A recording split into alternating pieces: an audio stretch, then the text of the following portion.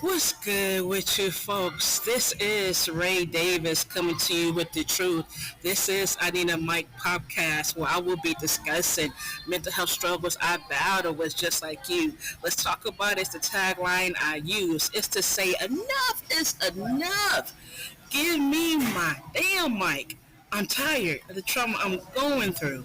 Hey folks, how's everybody doing out there? Oh my gosh, we're in for a good treat, y'all. We're in for a good treat. But before we get started with another I Need a Mic podcast interview, let's go ahead and put a content warning on this episode now. Content warning. If there's anything I had or have said in previous episodes that had offended you or anyone you have shared any episode with, I would like to apologize. I'd like to also remind you I am not condoning what I said, but on my podcast, I am real, I am authentic, and I am a warrior. I'm no longer censored, I'm no longer limited, I'm no longer silent. Mental health will censor you. Mental illness will limit you, and mental emotions will silence you. Oh my gosh, folks. Yes, folks. We are back at it. We are back at it for another podcast. I Need a Mic podcast interview. Oh my gosh. So today's title is At the Dinner Table. At the dinner table. And of course, reason why I had titled it At the Dinner Table is because there are so many things within every community, whether it's black, white, Pacific. It doesn't matter. We all know what it feels like when we're at the dinner table and we want to talk about things that really does bother us, and sometimes it is hard to talk about it. So I have a beautiful guest here that's going to be joining up with us, and y'all, we up here live. We up here live. Yes, folks. I Need a Mic podcast interview first live interview, y'all. First live interview. So please introduce yourself, guest. Introduce myself. Yes, guest, please introduce My yourself. name is Evelyn Polk, also known as MsEHeartLady. Oh my gosh, yes, folks. So I have Miss E, the Heart Lady, and of course we all know when it comes down to me and my heart, it is big. It is big. So to know that there's a beautiful spirit out here who really put that title upon themselves, y'all know I cherish and I acknowledge and I value the heck out of anyone who says that I have a big heart too, and I'm willing to give it and to share it. So, oh my gosh. So I will. So the purpose for I needed for this interview, folks, is to once again bringing awareness on a lot of things that we go through in life, a lot of things that we are struggling with in life, a lot of things that we are starting to manage in life. And so, yes, subjects at the dinner table, subjects we talk about at the dinner table. So, yes, please introduce your business and or your platform. I'm a licensed marriage family therapist, and my private practice is based in Vallejo, California. And the name of the business is Talk to Me, which stands for Talk to Miss E, Miss Evelyn. Oh, yes. I'm also a public speaker and an author of 3 books, plus contributions to some other anthologies. And my passion is healing the heart. Yes. Healing the heart. And when people look at someone that's different than them or reacting, we hear a lot today about trauma informed. Yes. And I believe that most of us have been traumatized on some level or the other, and it's pretty much on the spectrum. And so when someone is not behaving the way that we think they should be, it's important to, one, look at their hearts. Yes. And I think that's important. Yes, to really understand deep down your heart, where is it coming from? What is the deep root of the triggers, the deep root of the reminders, the deep root of the trauma, everything that evolves is lived deep in with us. And that is one of the things that I have learned within my own journey. of my healing process. It's understanding the pain that is deep in. It doesn't have to stay. It doesn't have to be a plant. It doesn't have to be a plant. And so and so it was so folks, how we met through a mutual person. Of course, if y'all have listened to me and the interview with TJ, if you have listened to I Need My Podcast interview with TJ, then yes, y'all would know that TJ TJ is the one who had reached out to me and said, hey, there's someone else who's willing to do another podcast interview, Ray. Would you be interested? And of course, y'all know, folks, I'm not saying no to interviews, because this is not only for myself and my platform, but this is also for the person who I'm going to be interviewing in their platform. So that is how we met. That is how we met. So you had heard of me. yes, ma'am. So I've heard of MsEHeartLady, the Heart Lady, and I was like, okay.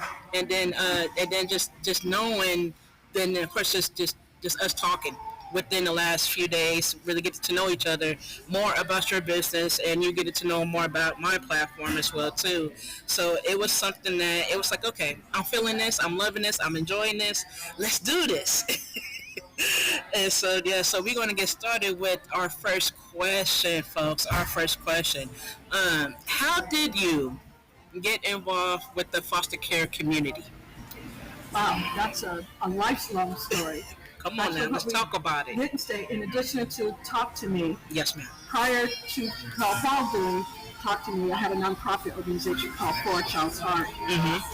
And that organization was geared toward providing not only mental health services, but support services, financial services, anything that would help a young person to come through the foster care system and be successful, and especially during that transitional time.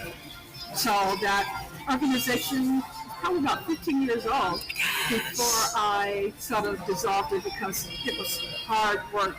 And the title of my book is called It's Hard Work, which means it's hard, H-A-R-D, but it's heart, H-E-A-R-T. Yes. That it's difficult, but you have to do it from your heart for it to have any significance. Yes. And that title came from my youngest foster son. Oh, wow. When he was younger, he told me, he said, when you touch me like that, it makes my heart warm. And it just brought tears to my eyes. Yes. Because he was only like 6 then, and he understood the difference between the other homes he had been in and what he felt for me. That just made me feel really good. So my goal that is incredible. With the foster care community, and with anyone, has been to help make someone's heart warm. Yes. So growing up, I grew up next door to some foster parents, and we had 4 foster sons. And I just heard things that I didn't like. Yes. And I knew they deserved better. Well, my goal was to become a pediatrician or this. Yes, ma'am. Long story short, I ended up not being either of those. Yes, I ended up doing social work. And one of my first jobs was in a group home with kids who were dependents of the court. And instead of foster homes, they were in group homes. Yes. And then my next full-time job after I received my graduate degree was in the adoptions unit for Monterey County. And a lot of these kids had been in foster care for years, and we were looking for permanent homes for them. And I just saw stuff that I did not like. Yes. It just hurt my heart. But as a result, I ended up developing these long-term relationships with a lot of these young people who are now parents and grandparents themselves. Yes, ma'am. And then from there, I realized that every facility that I went to, whether it was a county agency, whether it was a school, there was a population of youth in there that were separated from their biological parents, whether it was with relative kinship care or whether it was in an official foster home. Yes, ma'am. But there was shame that came with that. Yes. And so they would never say, this is my foster mom, my foster dad. They called them auntie, grandma, mom, dad. Right, anything to keep someone from knowing that. So when I was working with them in the schools, I realized these are the same kids that I worked with from another perspective. Yes. And they were the same issues. Yes. And they had been, majority identified as at risk or problem youth. Yes, ma'am. And I always said the problem youth were my favorite ones because they were the ones that really told it like it is. Who's that old person actor said they told it like it was T.I. is. Yes. And those are my favorites. Yes. Yes. And that's definitely something that I can really relate to as well too. I was part of the foster care system myself from the time I was 3 months to I moved out, and I was living with family. I was living with a great aunt of mine, and my great aunt was married, and so I had a great aunt and a great uncle who I had till this day. I viewed them as my mom and dad. I wasn't raised with my biological family on either my mom's side or either my dad's side. And so I was raised with my great aunt from my mother's side. And so with that, yeah, a lot of just a lot of I remember times seeing like a social worker, and of course as you know, they always come and they always ask specific questions. One of the questions that they always ask is, are you happy living where you're living? And I could only imagine me saying yes every time, even though sometimes I thought to myself, what if I were to say no?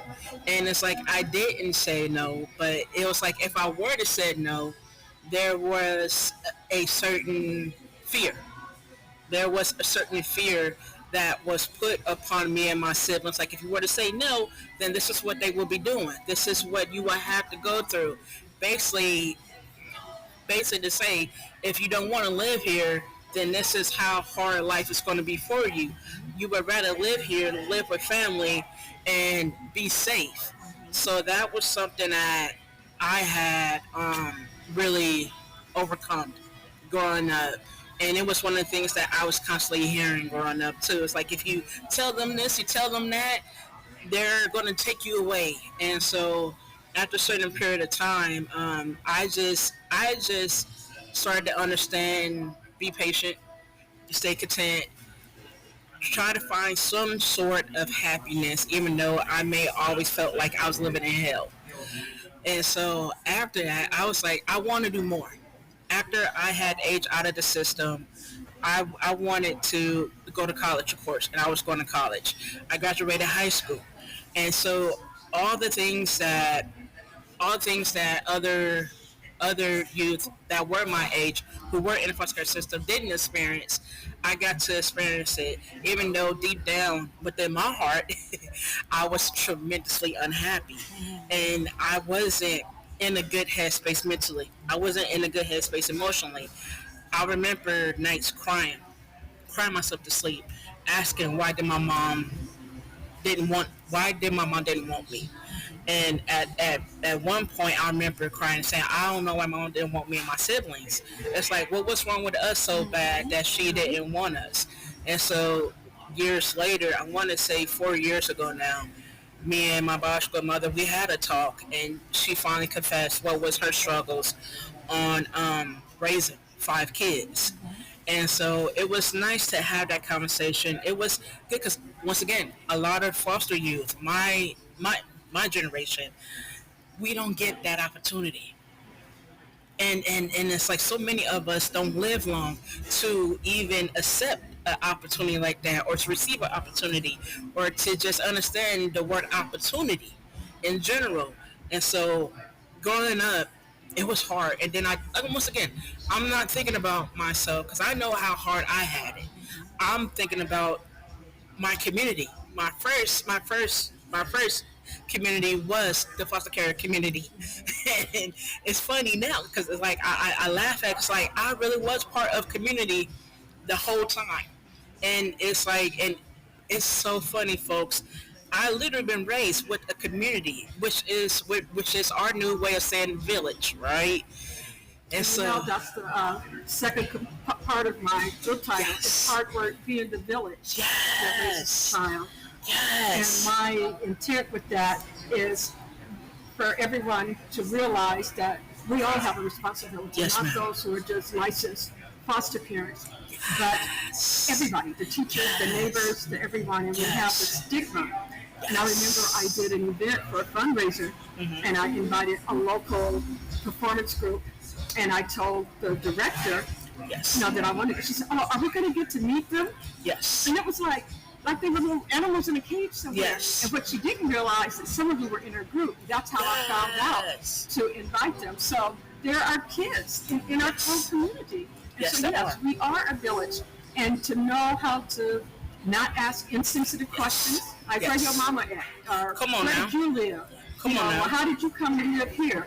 Yes. Even doctors and nurses, yes. you know, when you would go to the doctor and say, well, they don't have the biological information, they don't know. And I remember as a foster parent being frustrated with saying that, I already told you. Yes. And you know, look at it, you don't know who your mother is? Just crazy stuff. Oh my gosh, so many times. And so I just think, even holidays, Mother's Day, Father's Day, I think it's important to be sensitive because not everybody had that quote unquote loving connection. Right. And so just being aware and how to be open minded when we talk to people because we never know someone's journey. Yes, ma'am. Yes, ma'am. And that's definitely something that I've always also said on this podcast and also within my poetry. You gotta know my story before you celebrate my glory. Like that. I like that. I said I give somebody in the back. You gotta know my story before you celebrate my glory. Yes. So I've learned to celebrate my own glory, and I've learned to build my own story, and it took time. Oh, it took time, and I'm saying my age on here, y'all. I don't normally say my age on here, but I'm 37. I made 37 this year. By the grace of God, amen, amen. 37 now, 37. Yes, by the grace of God, amen. And so I am blessed to keep on. I'm not only blessed, but I'm lucky. I am blessed, lucky. It's like everything of what I've just dealt with in life. It's like, okay, my life could have went all the way left. It could have been a hard left. But I end up in so many ways just zigzagging around, and it's like I never zigzag in and out of the system. I zigzag personally within my own personal life, but me being a young woman in the foster care system. I'm grateful for a lot of the things that I did experience. I'm grateful for a lot of the things I didn't experience. And so I just keep on walking in my own great steps because only I know the size shoes that I wear. Only I know how to tie my own shoelace. Only I know the style of my shoelace I would like to put onto my shoes. But it's okay if you can't do the styles that you want to do, which of course that goes into life. It's okay if you can't always have A through Z. It's okay. We could do A through L. It's fine. We don't always gotta. It don't always have to be right. It don't always have to be perfect. It could just be for the moment. And I've learned just to not live for the moment, but I've learned to accept the moments that is coming towards my way. And so second question. So what led you to be a therapist? Needing therapy. Come on now. We all need therapy. I think, for one, I grew up an only child until I was 11. My parents were separated. So during my mother going through menopause and me going through adolescence, it was a rough ride. Yes, ma'am. And it would have been nice to have had someone to talk to. Yes. And so watching people going through things, my thing is no one should have to go through this alone. No. And I also saw, I started off, like I said, wanting to be a pediatrician, and I realized that I couldn't stand not being able to help someone physically. But I also saw the emotional more internally, and I could do more on that level, and it would be something that they could hold on to. Yes. and those relationships.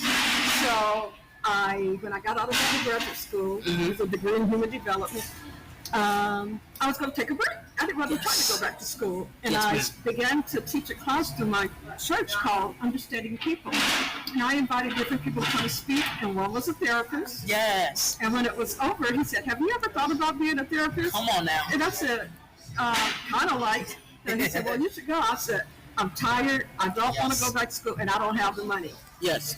He said, "We can work on that." Now, this was like in May. Yes, ma'am. Of that year.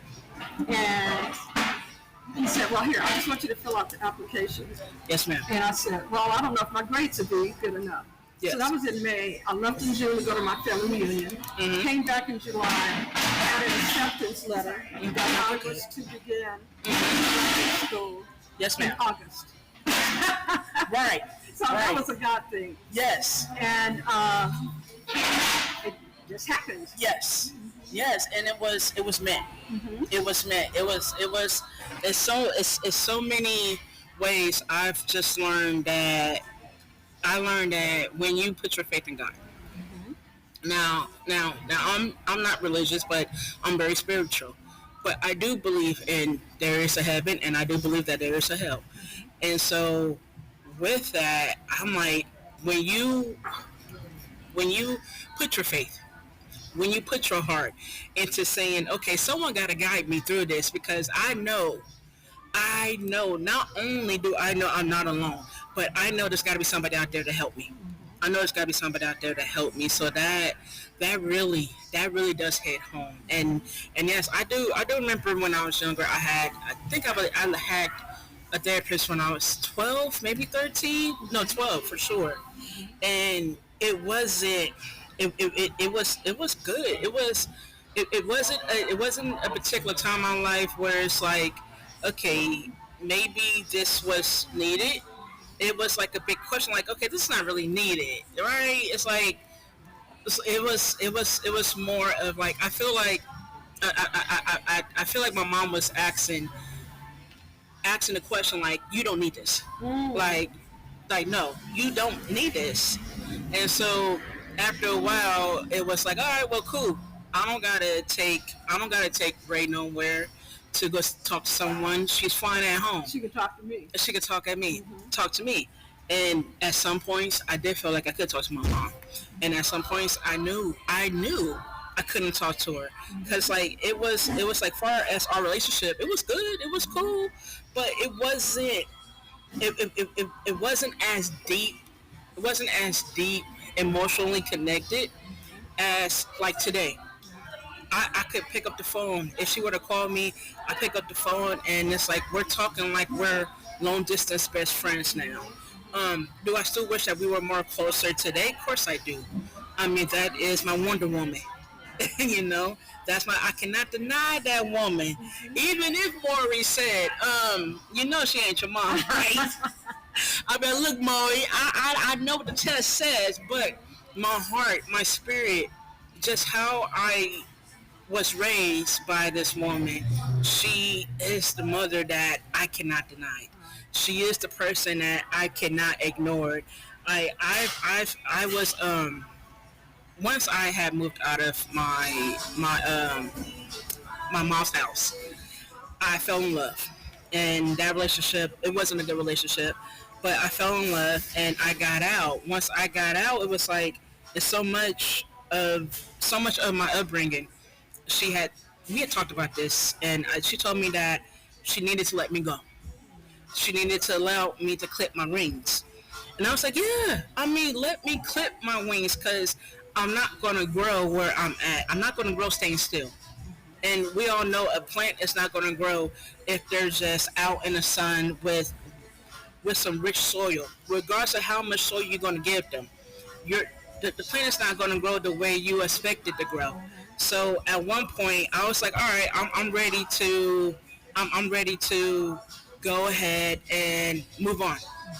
Carry on with life, and really keep on doing what I've been doing, and just wanted to do me. And so just with that, it's like it feels good now. It feels good now. I want to make a comment when you said, she doesn't need to go to therapy.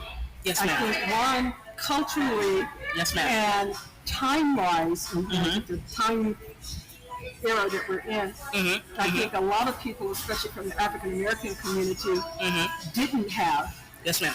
As they would say, we didn't have time to have no feelings. Come on now. You know, nobody cared about how you felt. You just had to function. Yes, ma'am. And I think there was so much stress and pressure.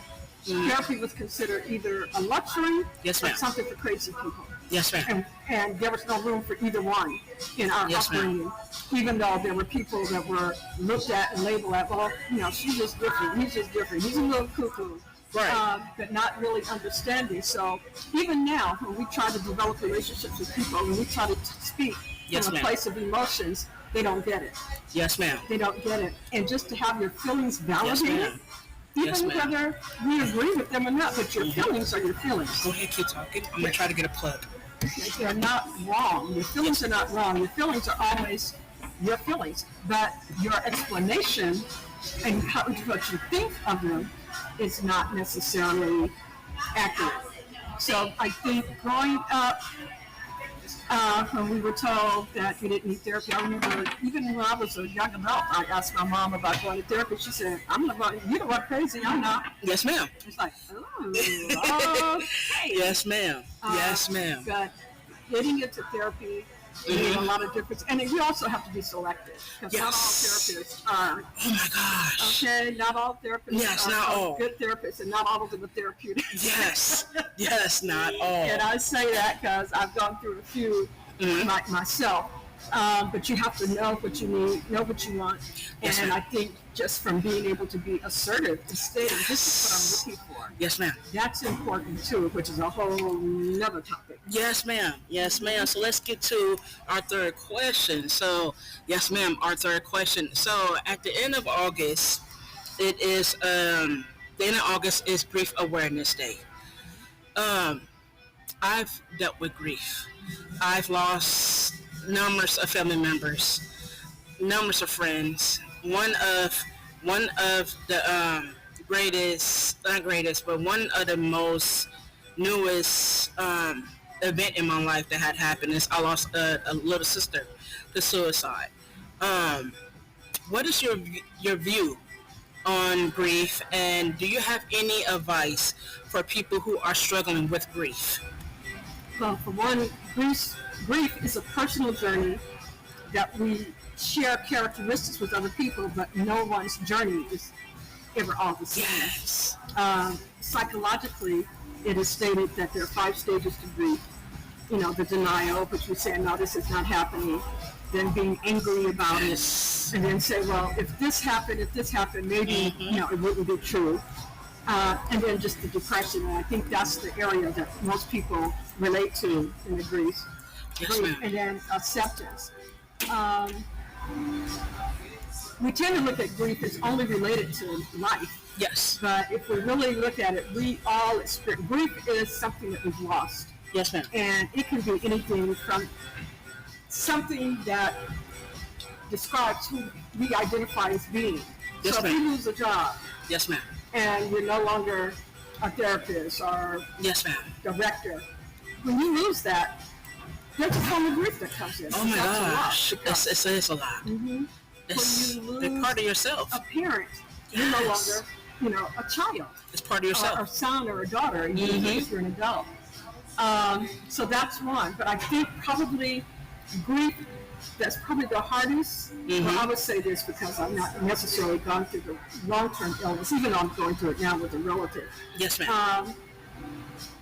Is sudden grief, traumatic grief, and totally unexpected. And you mentioned having lost your sister to suicide. I've lost 3 family members to suicide, and one of them was my son. Yes, ma'am. When did this? 2005, so 3 years ago. Oh my gosh, right. And right. I think there are times that numbness, they call that shock, still remains. And my husband said, well, you never really grieved. That he really meant that I never cried because there was so much. Because in the past, since COVID, I've lost like 5 or 6 people. Yes. But one of the things that stands out to me, my father died when I was 14. I was in therapy at 25, and the therapist just one day looked at me and she said, "You never grieved your father's passing." Whew. Come on now. I just started Googling. Come on now. And then I said, I was mad because I had to pay for the session just for her to sit there and watch me cry. Oh my gosh, right. Right. Because but I hadn't been able to speak to it. Yes. What I missed, just went through the motions. Yes. Everybody's thing was keep her busy. Yes. Keep her busy because she's a daddy's girl. Yes. And that's what they did. They kept me going. They kept me, recreationally. Had me making grown-up decisions. Yes. So it was like, stay in your head. Yes. And we wonder why we're in our head so much because people say, don't cry, you make yourself sick. Yes. Don't go to your heart because you can't move. But yes. We don't realize that it's a process. Yes, it is.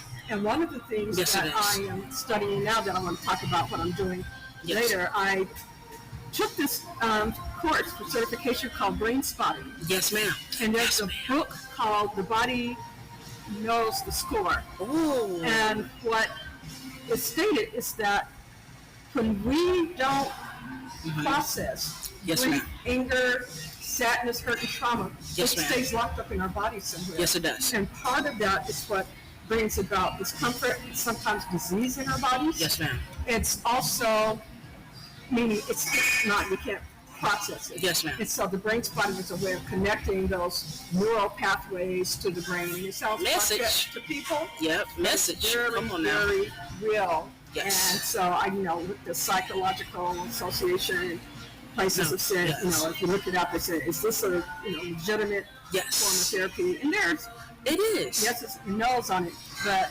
I know for a fact. So I think when we realize that we have to get through because it's in us. Yes, it is. And even like anniversaries. Yes. Even if you don't remember the date. Yes. During the year anniversaries or whatever anniversary or something coming up. There are certain memories. There's something going on. You might not be able to relate what it is. Yes. And there have been 2 incidents I've been aware of. One was on Father's Day. Yes, ma'am. I was didn't go to church that day, but couldn't realize why I was feeling so up. Yes, ma'am. And the radio said, we want to say Happy Father's Day to all the Yes. And I bust out. And I was a 40-something-year-old woman at this point. Yes. But this hadn't registered. Oh, and another thing, another traumatic event, I realized every April, yes, I would have to go to the chiropractor. Yes. My neck and my back would get stiff, and I finally realized that was an anniversary time. It is. So grief is something that we can't rush through. Mentally, emotionally, physically. I don't think we ever totally get after it. Yes, ma'am. But we learn how to associate with it differently. Yes. I have a dear friend. A view. A dear friend who passed 2 years younger than me. Passed like 2 weeks after my mother passed. Oh, wow. And that was just traumatizing for me. But one of the things, and actually my book is dedicated to her. Yes. But I realized that now, whenever I think of her, this is just something funny. Yes. And I just crack up. So one of the things is recognizing what did we get out of those relationships? Yes, ma'am. Are those titles, are those affiliations that we have with someone? Yes, ma'am. How did that contribute to who we are? Yes, ma'am. And be that person. And to me, that's one of the things, in the process of the loss, but it is also a gain. Yes. Still with us. Yes, it is. Yes, it is. So that's definitely, oh my gosh, that was such a good inside view on grief. I could only hope that insight will not only help myself, it is going to help myself. Ain't no hope. It is going to help me. I can only hope it will help everybody else, especially at the end of this month. Man, so it's definitely something that's like it's a way to say message. And that was a beautiful message. So question number 4. What conversations would you like to discuss at the dinner table? Well, it's interesting when you talked about dinner table. Did you share why you call it just the dinner table? Yes, because it's something that I remember growing up, and it was like we're all sitting down eating dinner, and it's like I remember one period of time my mom wanted us to have a conversation, to talk, because it's like me and my siblings were all at each other's throats at the end of the day. So when we all eating dinner, it's like it was. I remember when my mom did wanted to talk about things, and it was like, well, I don't want to talk about it, and it's like, well, why you gonna have an attitude? And of course, when someone at the dinner table has an attitude, that just spoils the whole mood. So it's like, all right, y'all just sit and eat and watch TV. Then when you're done, take a bath and go to bed. And so, what are some of the conversations you would like to discuss at the dinner table?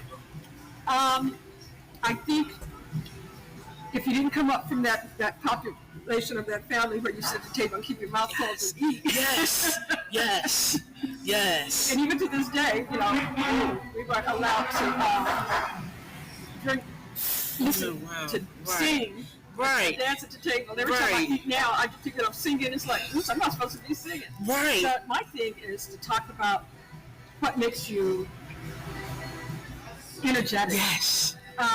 Yes. I think eating and talking about hard times in a group setting can be difficult. It affects your digestion. But I think to talk about what made our time worthwhile and valid, and to share happy moments. Yes. And it's good to have those conversations when it's like so say like I was thinking what really made me want to really think of the title is I'm like what if people who work in fast food, work in any type of food a food field, at the end of the month would they all come together and have like just a day or an evening with just the co-workers? Let's all just get together, chill out, let's cook some food that we're okay cooking, or let's bring some food, let's have some drinks, let's talk about some of the customers we had, and we all just go in and be like, oh my gosh, this and this and this and this, oh my gosh, I do remember this receipt. And so I'm like, that could be a form of acknowledging, bringing awareness to our mental health, to our emotional health, to our physical well-being. Because at the end of the day, we're tired, we're beat, and it's like it's nice to have someone at home to talk to. Yes, it is wonderful, nice to have someone at home to talk to, and to reflect. And I think when we process information, we're able to let go of it. Yes. And but that's also connecting, bonding. Yes. Like, I know what you did today. That's right. I know what you did yesterday. I know that this might make you feel better. Yes. And so when you don't have that someone to talk to. Yes, ma'am. So as far as here, it's that unity. Right now, what I'm going to talk about is self-appreciation, validation, self-care. It's that it's you so many ways being in tune, intrigued with yourself. Right. And knowing that you're important and that you do share things with other people. We talk about a lot now about your tribe. And people say that there's nobody understands what I'm going through. Come on now. We've all got a tribe. And I think there are lots of qualms about social media and the internet. But what I love about it, it's worldwide. Come on now. And that there's somebody somewhere out there who can relate to what you have, even if they're from a different culture. And there are only so many feelings in the world. So many. And so many. We all may share them, but from different circumstances. Yes. So, like for foster, I did the groups. There's an organization that I connected with, Foster Care of America. Yes. Foster Care. Oh, they're gonna get me. FCAA. What is it? Foster Care something association. Yes. And then there are branches. People. One of people with like mind, like experiences. That doesn't mean that everybody's going to connect. It's unity. Mm-hmm. That's why people who are in religious organizations tend to connect. Just whatever your experience is. Yes, ma'am. So that being able to share who you are, what you've gone through, it's relieving. Just a conversation. So some people say, well, why should I go to therapy? I can just talk to my friends. Perhaps. Right. Perhaps. Right. But I think an efficient and effective therapist is someone who can share an experience but not pass judgment. Yes, ma'am.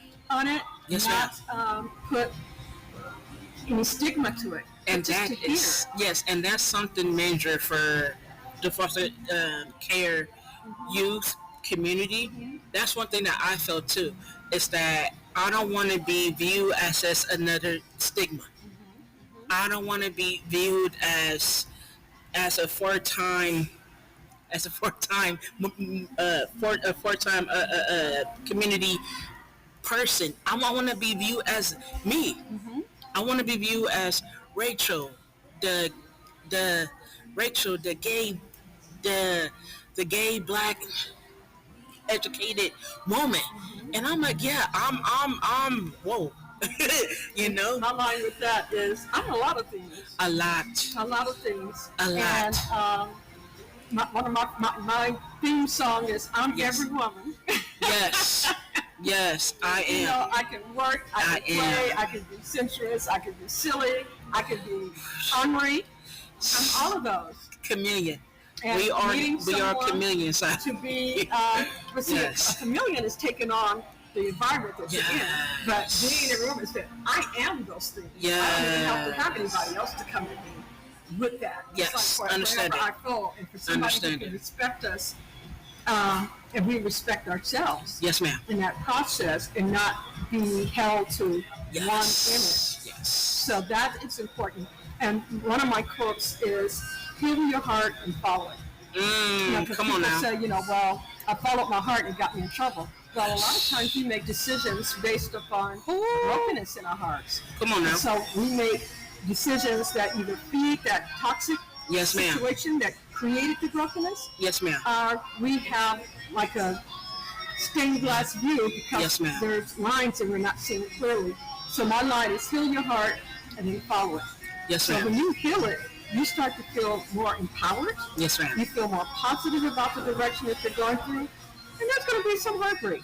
It But is. if it gets broken, it's not shattered. No, it's It's just a line. no, and it's not the end of the world. And that's one thing that I have learned within my journey is that it is not the end of my world. And so while I'm still walking in my own great steps, while I'm still stepping in my own shoes, while I'm still stepping outside in my true skin, that's one of the things that I do carry myself with on my back. Is say I'm me. I am a lot. Okay. I know I'm a handful. I love it. I saw this meme that says, Yes. I know I'm a handful. Come on now. That's why God gave you two hands. Yes. Yes. And I know it. And I know it. And I've had starting to just say to myself, if you don't love me, that's fine. I love myself more. I love myself And more. God even more so. And God If you even more so. believe, and if you don't believe. Yes. The other thing I want to say about the dinner table, Yes, ma'am. generally we're supposed to eat for nutrition. Yes. A lot of times we eat just for the palate, the taste. Yes. And it can be a little bit of both. And I Yes. think our conversation should be nurturing, nutritious, and Yes. palatable. Yes. That's not the place to sit down and try to put people in their place. No. You know, No. it's a sharing, it's an empowering, Yes. it's an uplifting time. Yes. And that's what it should be about. Yes, and I totally agree. And I totally agree. And that is definitely something that I want to like keep on try to empower that, because I do feel that the kids today, it's like there is so much of a distance when families do talk. When families do talk at the dinner table, there is still so much of that distance. I have experienced it throughout my life growing up. And when I had lost my sister, I started to reflect on those type of moments. And it's like, man, we could have sat at the dinner table respectfully. We could have known we could have known so many techniques on how to approach things with not only with ourselves individually, but with each other, physically, emotionally, and mentally. And them type of moments have really took my emotions way over. And I was like, you know how when you do reflect on certain things, I was like, man, I wish I can go back. Them are one of the things that I feel that sometimes would help a household just to start. Like, all right, well, hey, we always invite people over for dinner. We always invite people over for lunch. We always go out, and we always like plan luncheons, plan dates, whatever the case may be. And it's like, okay, we could do that with people outside our family. And I know I've had countless of times. How come we are not flipping that onto our own family? Not only to our family, also to ourselves. And so with that, I was like, there's so many things I wish I could take back. There's so many things I wish I could like have that redo. I want to redo. I want to reset. I want to restart button. And it's like many times I dream. I would dream it. I would wish. I would hope. I would pray. And it's like, okay, I can't just wake up and it's a movie. It's not a movie. It's not a movie. So while I'm living in my truth, in my skin, in just who I am today, I think about my God kids. I have God kids as well too, and I'm trying to be close to them as much as I can. They are within their mid-20s and younger. I think the youngest is 7. No, younger than that. No, younger. Yeah, he's an infant. He's still an infant. I think that boy ain't even 2 yet. so my youngest godson, he's still an infant, and so I'm like, there's still some of that connection I want with me and his mom. I just don't want us to. Yes, if you listen to this, boo, you already know who you is. If you listen to this, boo, I want a date with my godson now, and with you, and with mom. So so my god sister, she's like, her and her mom is one of the few people who always listen to my podcast. Okay. So she is my number one fan for the podcast. So I had to shout her out because I had, I believe, over a few months ago we had contacted each other, and I know she's busy, and I could only assume she's busy. And I'm like, well, I would like to open some time. I would like to open a date. I mean, we could just be me and you and the baby. It's like those type of at the dinner table conversations. It's like those are needed. Those are necessary. And I call it creating memories of Kodak moments. My husband takes it. You take a picture of everybody, everything. Yeah. Because I have something to look back on. Remember this? Remember that? And as we get older too, it helps with memory. It's like, oh, that was in 2020. And it's so convenient to look back at those type of memories. I do the same thing too. Certain things, I'm just like, I'm taking a picture of this. I have a cat. And me and my roommates had adopted a cat recently.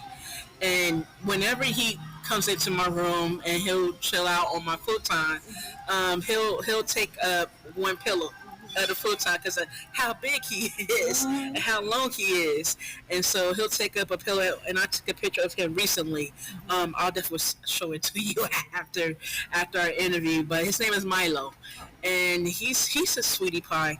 He's a sweetie pie. He's a handful, but he's a sweetie pie. I believe he's going into his late teenage years, getting ready to be an adult. Because when we had adopted him, it was maybe a little after his teenage years, or it was right in the midst of his teenage years. And so now it's like he's a big boy, but just having those moments where we could all come together and just take memories with us, whether it's us by ourselves individually or whether it's numbers of people, it is very therapeutic.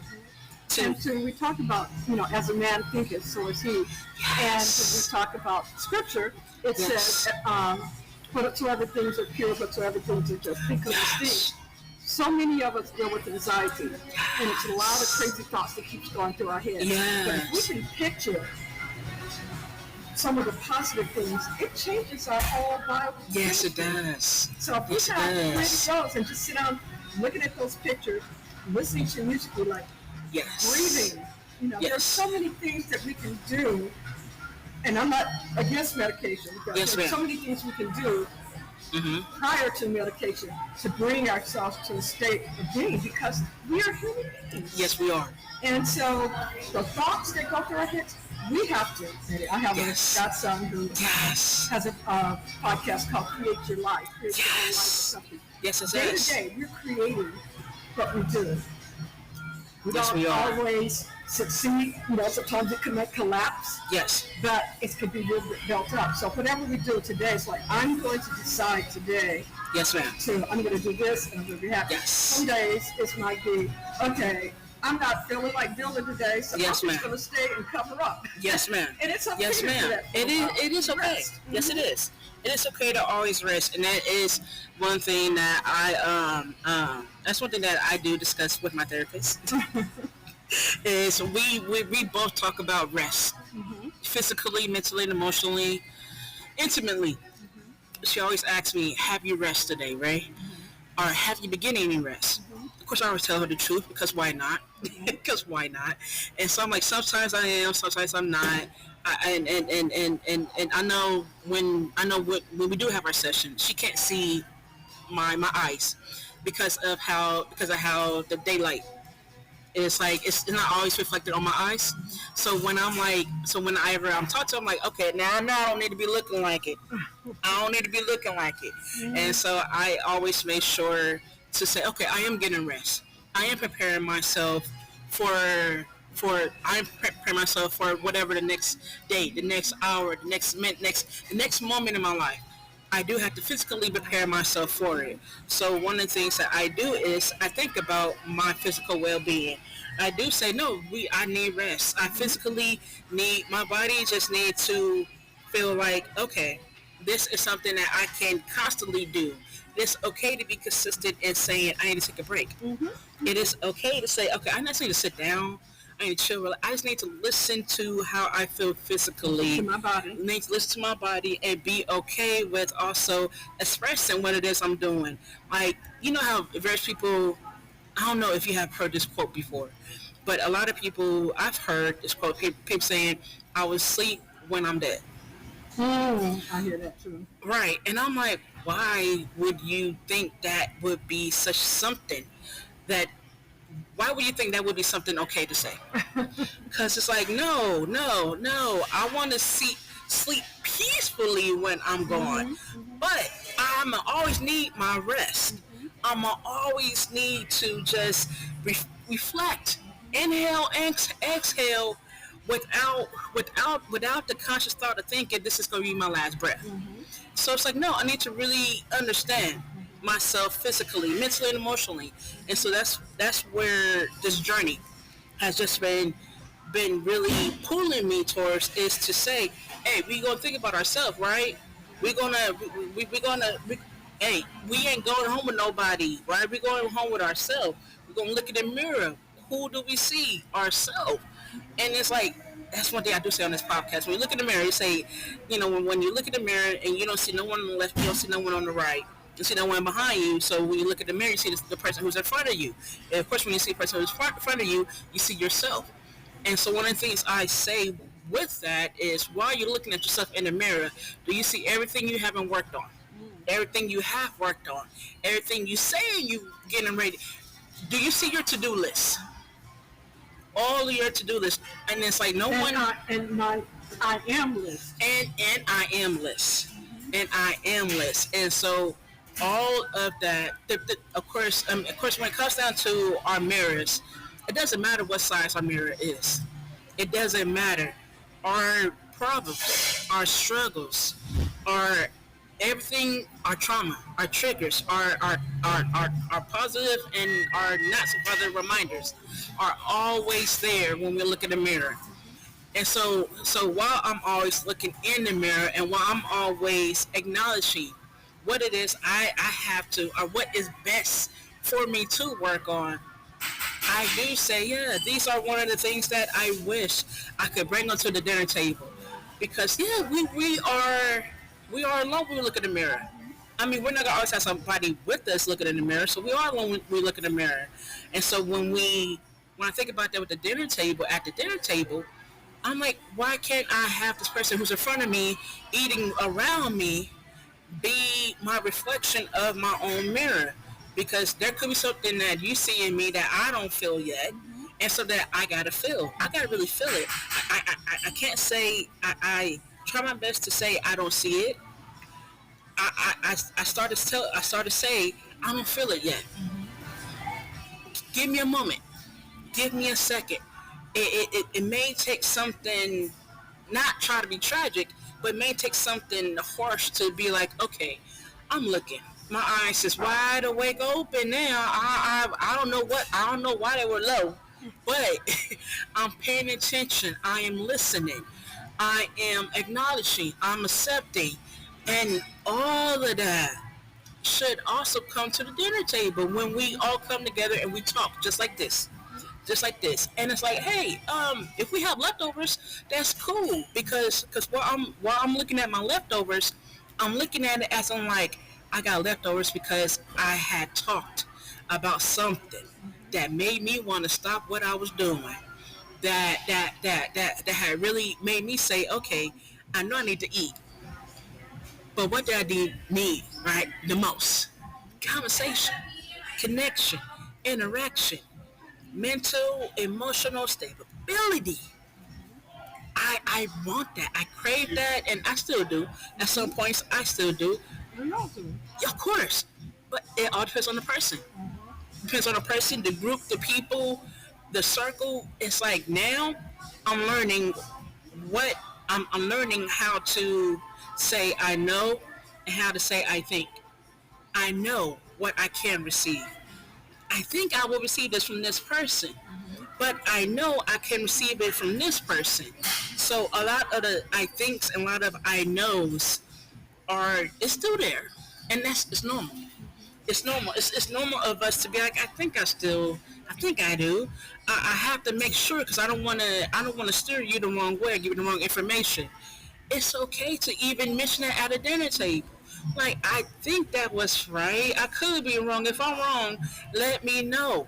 And I say that because it's like, them are them are the words that it's like, it's okay. It's like, it's not gonna hurt. It's not gonna harm you if you're wrong. It's not gonna harm you. Somebody wants to respectfully correct you. If you feel, if you are intimate with yourself, and hey, we all don't catch the ball before it hits the ground, and that's how I look at it. Not every time I catch the ball before it hits the ground. So of course, whenever the ball do hit the ground, it's okay. Just, we don't have to be always upset about it, but just know that it's gonna be a way to progress yourself, and it's gonna be in a way to say, okay, I'm gonna catch the ball next time. Meaning, of course, meaning as in like the next time I talk to my brother and sister at the dinner table, blah blah blah. I'm gonna come up with information of saying, oh, I know this now. It's not something I think, I know, and it's I will only hope me saying I know to someone, it would also help their own internal well-being, and say, okay, I see your vision, or I see your point of view, or or or or if anything, I see how you're switching up on some of the things that you're saying. Okay, cool. Let's keep on discussing conversations at the dinner table. Let's hey, if we gotta sit down and eat, and let's eat. If I still have leftovers, that's okay, because besides the food, I was fed something else that has also helped me. And so that was just, I didn't want to go on and on with that, but of course, so that's just something that I have learned within my own upbringing, that I really wanted I really wanted that intimate connection, to say I'm able to go to the dinner table and I'm able to have a very good, respective, adult like conversation with somebody who has the exact mindset as me. But hey, if you're older than me and your mindset is more, it is more wiser than mine, okay, cool. The other thing, two things I'm going to say. Yes, You ma'am. may could say someone is that my experience has been Yes. rather than I know. Yes. And then what I understand or what I see coming from me is blah, blah, blah, blah. Because people will argue over things that you Left and right. So you can just say, well, this is my experience or this is my perception. The other thing I just wanted to comment on with the graphic that you had was like, ooh, look at that. What's that? And you said it was a gumbo. It's something, and the Louisiana hot sauce. Yes. That's real down home. Yes. So I'm saying the beer. The I flyer. don't like beer. I said, but you know what? Come on now. You get a glass of wine. Oh my gosh. But I was just going to say the other thing too. As a people, it's okay to sit down and have conversation with just a nice non-alcoholic beverage. Yes. To be healthy, because a lot of times we say, let's get together for dinner. Yes. And we don't need the dinner. We can't afford the dinner. Yes. Yes. And so, yes. A cup of coffee, a cup of tea. Oh yes. Works just as well. It's just what do they call it?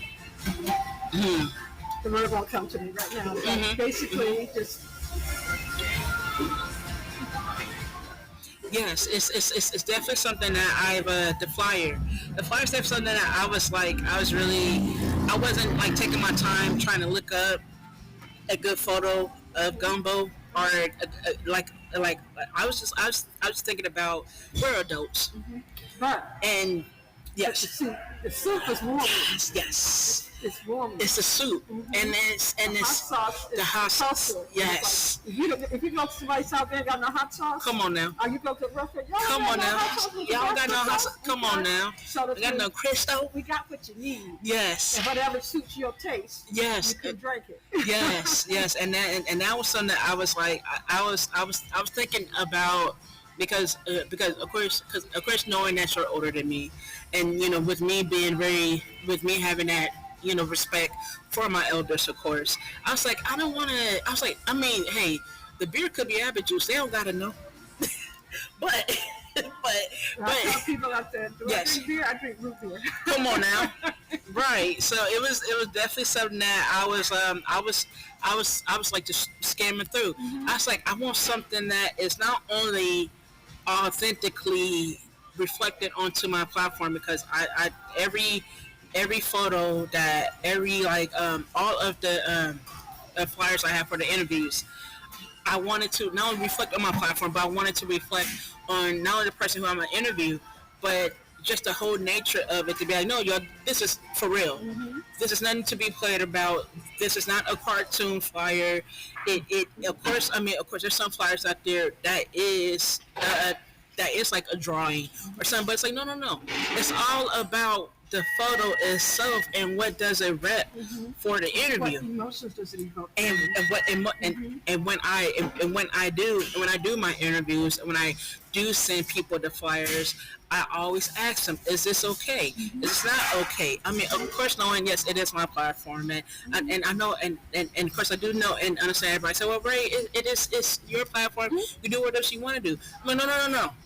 This is not only for me, but it's also for you, because you're going to be sharing this with you and your family members, with you and your friends. And I'm going to be sharing it across the world, of course, because my platform is located across the world. But I'm like, this is, like I said, it's something for you to take in and to remember for yourself, for, the end up to the end of your days. And so when I think about how to rep my platform, how to rep somebody else's platform, I think about, okay, if tomorrow was my last day on earth, I want to smile. I want to say, okay, I've done some good stuff. I have done something that I never thought I would have the energy to even think of doing. And it's like, okay, I feel good. I feel good going back to the flyer a year later and be like, hey, y'all, I'm sharing a memory. And so with those type of moments, I like to sink it in. I like to soak it up.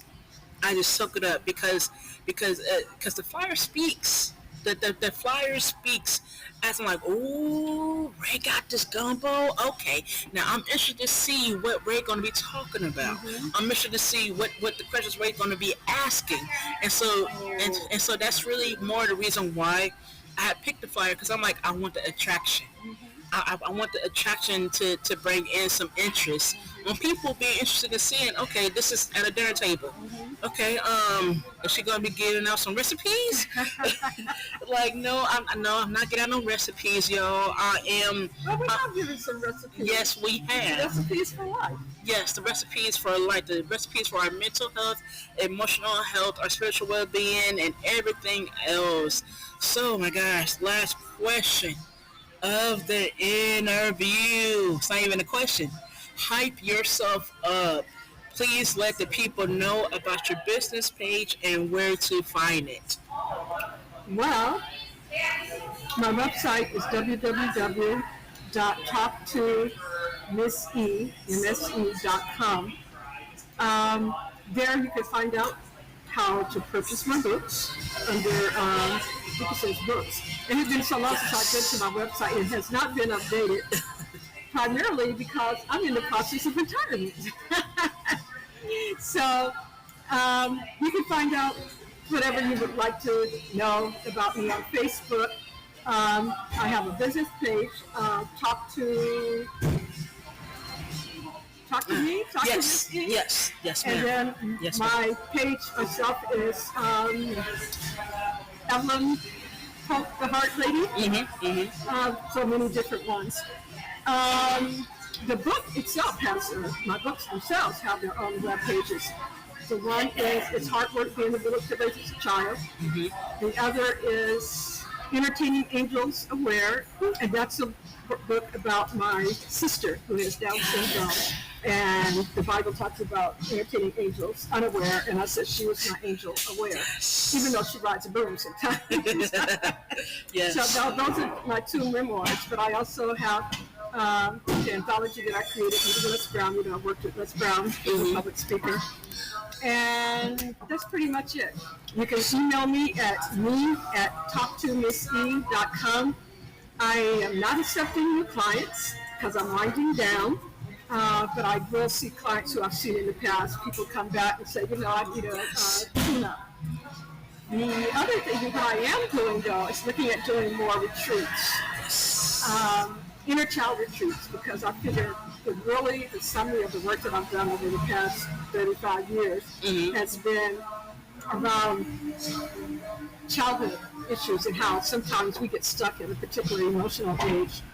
And so I started doing inner child retreats that have just been off the hook, that I'm just enjoying. And it's been mostly for women, but the men have been saying, well, what about us? So I'm looking at putting those together. Yes, ma'am. And seeking sponsorship, corporate sponsorship, because the cost that it is to me, getting a location, my time, the supplies, it's a little bit much. And a lot of times it's not in people's budget to pay the full cost. But if you can sponsor someone, or if you know a company that would sponsor or donate some items, that would be off the hook. So far we've had retreats at Dillon Beach that were off the hook. San Damiano in Danville.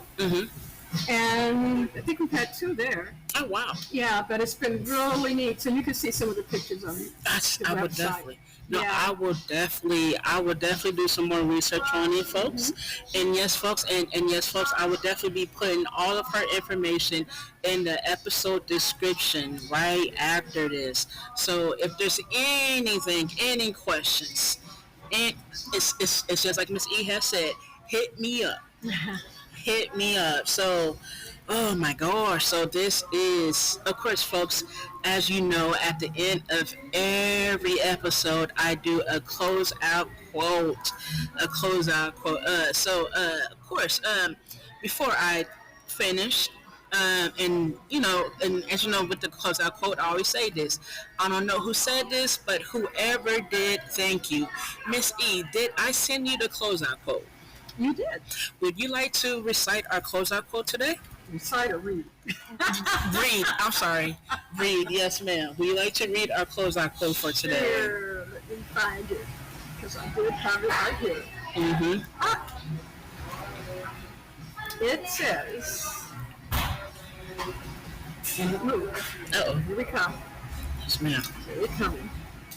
It says, Believe that your breakthrough will happen soon.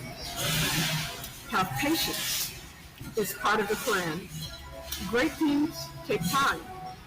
Let go of attachment to the timeline. Shift is happening in the background. Shifting it too. Yes. That it will show up when you're ready. Keep working on yourself.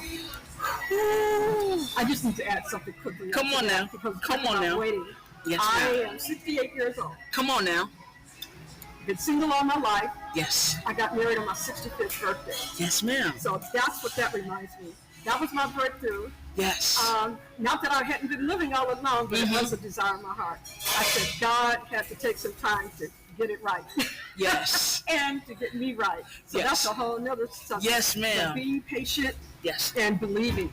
Yes. Believing, having faith that no matter how it looks, no matter how it feels, something is happening in the background. And COVID really brought that out.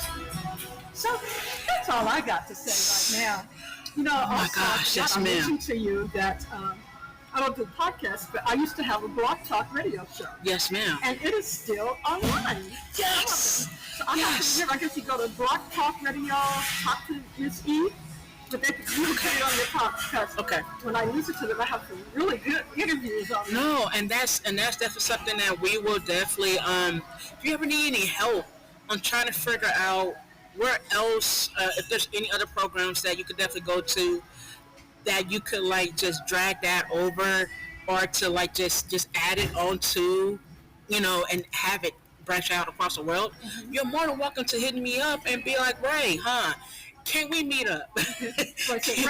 I need your mic. Yes. So, I just want to thank you for having me. This is how it sparked up some positive energy. Yes. Positive. I haven't been experiencing in a while. I've been kind of low key. Oh my gosh. Yes. And so thank you for this. Oh yes, and it's nice because this summer it happened late. This summer started very late. I mean, it's hot. It's hot now out here in Vallejo, folks. It's hot now out in Vallejo.